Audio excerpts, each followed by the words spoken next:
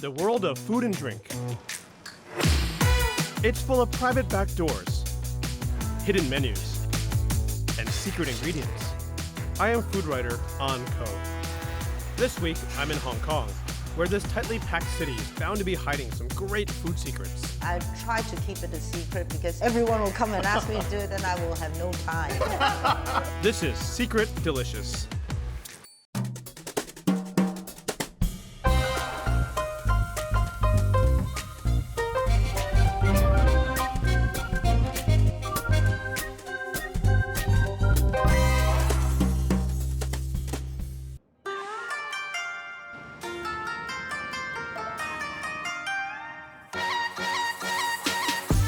I lived here in Hong Kong between 96 and 97. I was a young working journalist. Hong Kong was exciting. It really had a creative energy, and it was fun. It was really fun back then because you had both the small, independent, little hidden places. You also had big, flashy places. You had Lang Kwai Fong, which was a bit more sleazy, and then when Soho came around, you had all these sort of like small, independent places, which attracted a different clientele. My favorite drinking hole when I was living here was a hair salon that on Friday nights would turn into a bar.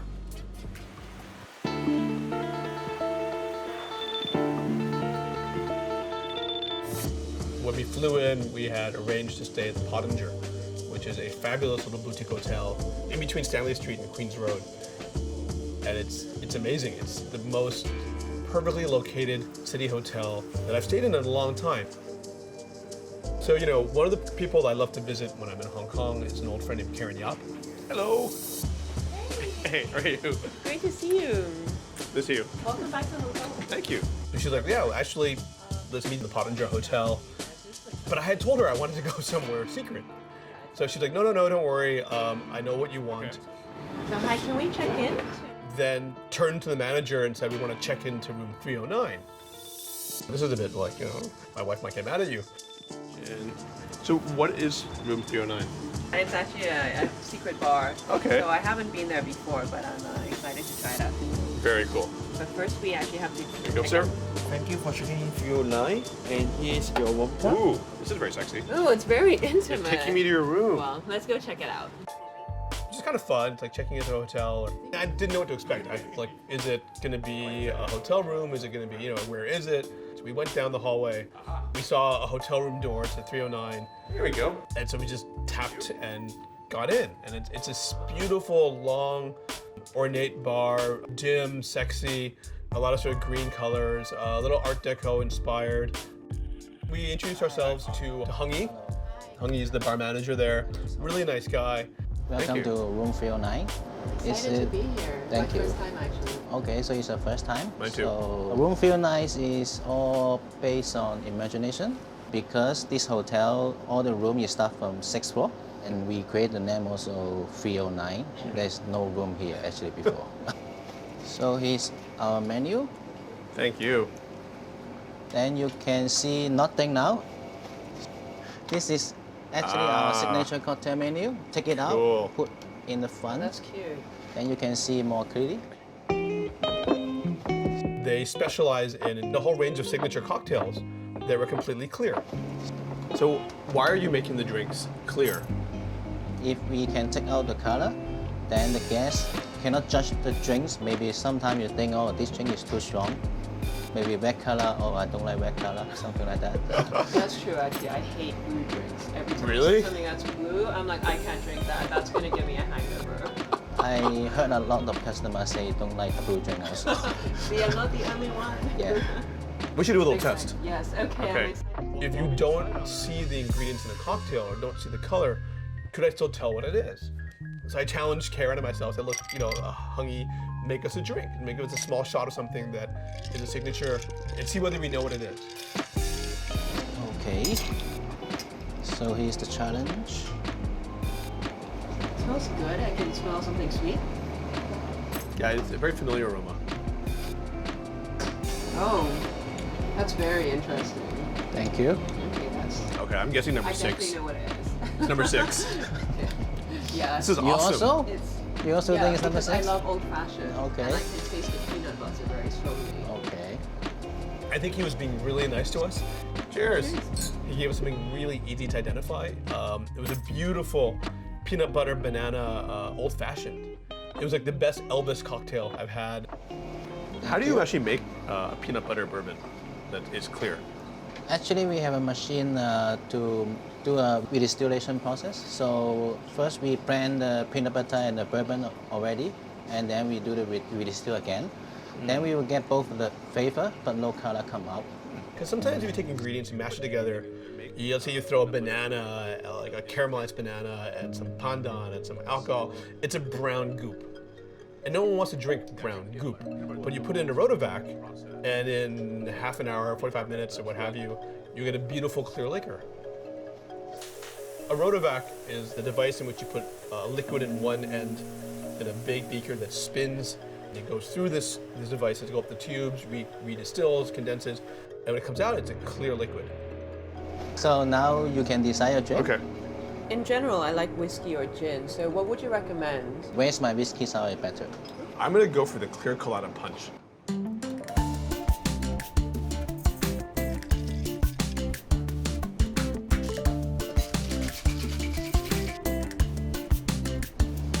So this is your Where's my whiskey sour? And this is number 2 clear colada punch. Thank you. Cheers. Cheers.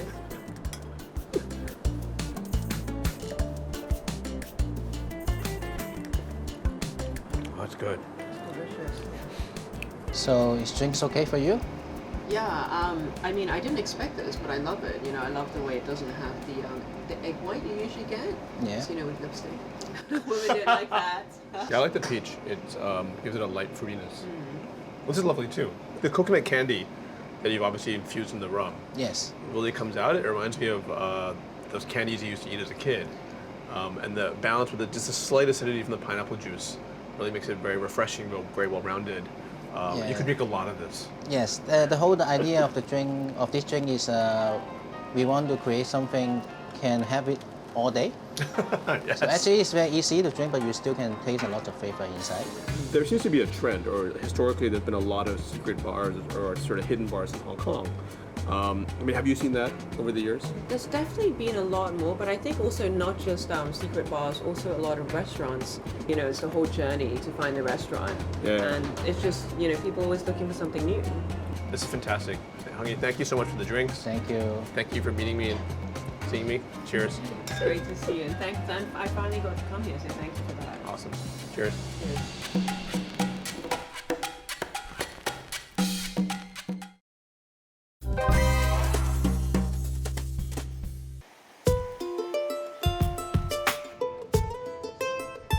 You know, Hong Kong, I think, was the first city in Asia that really had a thriving private kitchen, private dining sort of scene. There's something in the air, something in the water that makes people want to create little hidden nooks.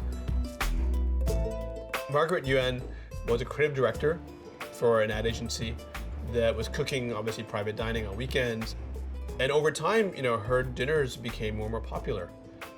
She opened Yinyang, which became hugely popular.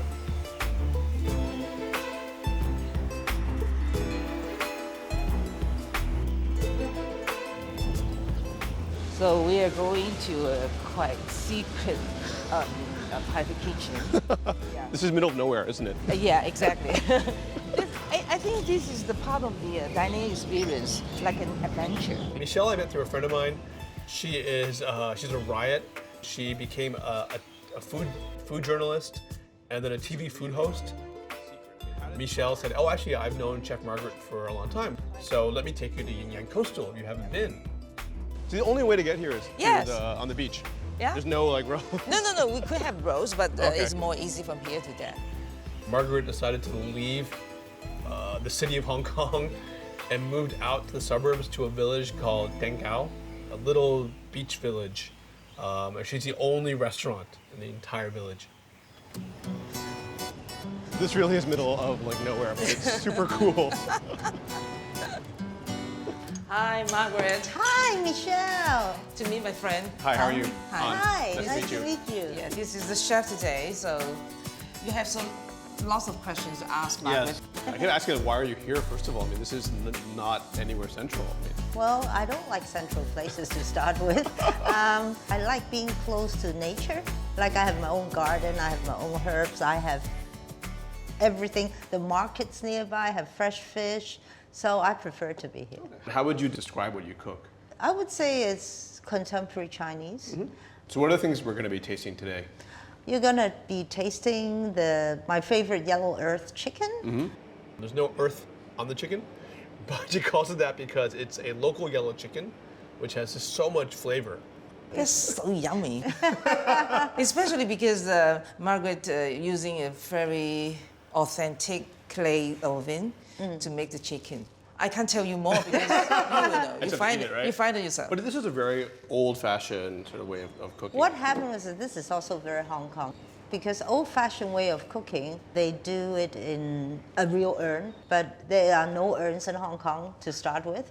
But then I thought terracotta looks more interesting and it's bigger. And then people use it for pizza ovens. It conducts heat very well. Yeah. For Margaret, her most famous dish is this simple yellow chicken. We then also had a dish she only makes for friends who know about it. So this is a dish that I don't normally do very often because it's too much work. So, especially for you. Yes, I feel very honored. And I try to keep it a secret because if people know about it, everyone will come and ask me to do it, then I will have no time. They would hint, hey, I saw this on, in social media. Yeah, I will post it, okay? So, I promise you. This secret dish of mine, which is egg terrine, with 4 layers of egg, white and yellow separated. And then in making this, you're putting layer by layer, steaming it, each layer. Yes. And so how long do you steam each layer for? It builds up. The first layer, 8 minutes, then 10 minutes, then 15 minutes, then 20 minutes. Wow. So that it is takes that is a lot of a work. whole hour. Yeah. So now that it's the 4th layer,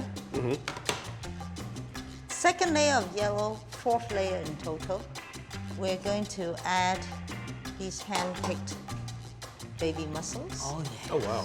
And these are local as well. No, they're chu chow. They come from chu Okay. chow. It's in season right now. Hot custard does not present itself well, and that's why I'm doing a cold dish. Do the Cantonese have a lot of cold? That thing is like more Cantonese. Yep. Actually, Chiu Chow is still in the province of Guangdong. Okay. So we can't say Chiu Chow is not Cantonese. I will top it with the jelly, which has been clarified. This sets very quickly. Chef Margaret is clearly a creative dynamo. But it's funny that a signature dish would just be a simple roast chicken. And it's ready for you. Yay! Chef, this looks amazing. Thank you so much. Well, I hope you enjoy it. I'm sure we will. Yeah, let's Let's start. dig in. But first I'm going to try this egg custard. Okay. The egg opera, right? Yeah. Chinese opera is called. Chinese opera. Private dining has evolved so much since you first started. What's your take on what's happening with that? I think it's something that people do because it's trendy, basically. Yeah. I don't think they really understand what private kitchen is. In Chinese history, when you say private kitchen, it's actually going to someone's house and eating someone's special recipes that you cannot get anywhere. Originally, the idea is from I'm going to your house, you cook for me, and then you have to have some dishes that no one can cook. Only you can cook because this is your own creation, your own idea, at whatever. That's why it's called the private kitchen. Otherwise, it's open kitchen. This is great. I love how creamy this is. The texture is so smooth and creamy. And I can taste that little bit of salted egg yolk Yeah. you put in. Oh, you can taste it. Yeah, Great. it's fantastic. Please taste the chicken.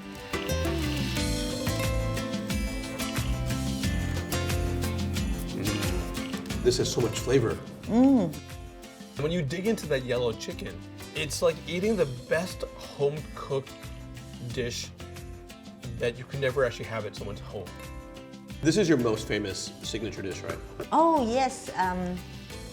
It just got picked to be one of the world's 300 iconic restaurant dishes Wow. in history.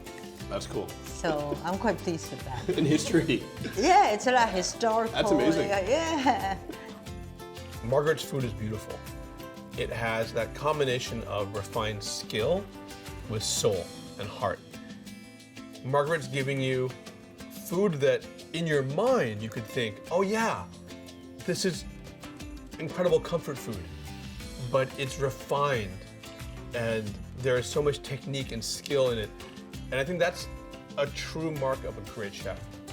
Chef, thank you so much. You're welcome. Thank you. Cheers. Love seeing you.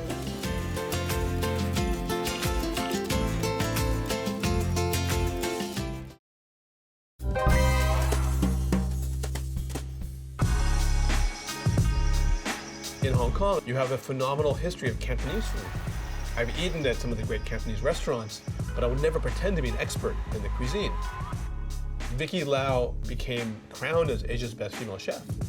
She's doing really elegant, thoughtful food that is really taking ideas in Chinese cuisine with really refined European technique. Vicky asked me to meet her at a restaurant called Se Wong Fan. It's a 120-year-old restaurant specializing in soups and specifically famous for its snake soup. It was really interesting that she wanted me to meet her at this old Cantonese restaurant. I love going to these restaurants and also exploring what I had as a childhood. How old were you when you first came here? Do you remember? I don't remember. Very, very young. Must have been under 3. Oh, wow. Must have been under 3, yes. Because my grandfather loves eating snake soup in the winter time. So what are some of these dishes we're having?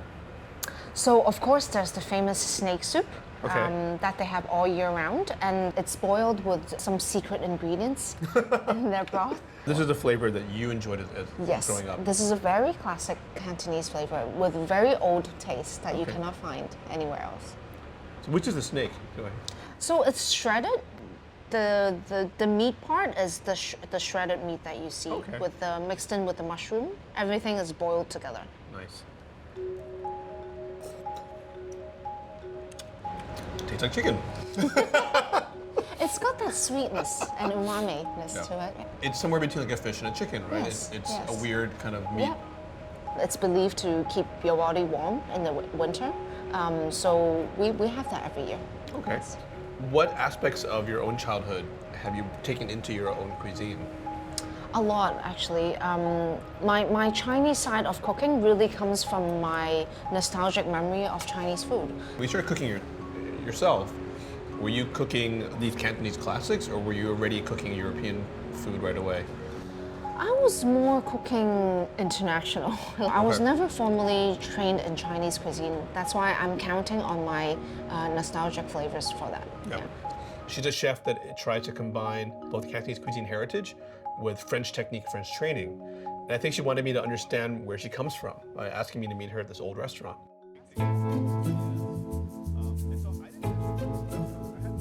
Vicky Lau was anointed as Asia's best female chef in 2015. She owns a restaurant called Tate Dining. So Tate's a beautiful little place. It's located on Hollywood Road. It's very feminine. You can tell that there was a feminine hand in the interior design, which I found out that she actually designed it herself. The cuisine that we make here is French and Chinese, so I fused the two cultures together. So this became one of our signature dishes. On the bottom, we have a layer of seaweed jelly, and on top, I paired it with some yam and also caviar that's been hand-picked for us. I've used Chinese yam because Chinese yam is very nutritious. I think to say, I'm gonna take something of myself, my Cantonese heritage. I'm gonna explore the ingredients around me. I'm gonna put them on the plate in a way that will make you go, wow. I think that that's what Vicky's doing. She's trying to create a new vocabulary for Chinese food. If you were to create a new dish based upon those memories of eating snake soup, what would you create? Actually, this is very interesting because I have been a fan of snake soup ever since young. I remember my grandpa taking me to the snake soup shop, and it's been dwelling in my head to maybe create a dish with snake. She had taken the snake soup and made a bouillon from that and used that as the jelly around which she trapped all the sort of things inside. Served it with a mayonnaise and some spice and a very classical French preparation. A lot of her dishes are inspired by a combination of story and product. She's a very cerebral chef. I think she approaches food from a very design-driven perspective. It has a clear visual impact. I love the crunch of the yam. It a lot of the sliminess is gone. And I'm used to having this kind of yam have that really viscous sliminess. But it's really been extracted, and it's this wonderful crunch. There's the umami from like the broth you infuse it with. Can I try that steak? Yeah. Terrine? It looks beautiful. Please. Thank you. It's really lovely. It's a very subtle meat. It's sort of like, you're right, it's between sort of chicken and fish. Has a very subtleness, and it's slightly sweet. It's an interesting dish. I mean, she said it's a dish in progress, so I would love to see how it evolves.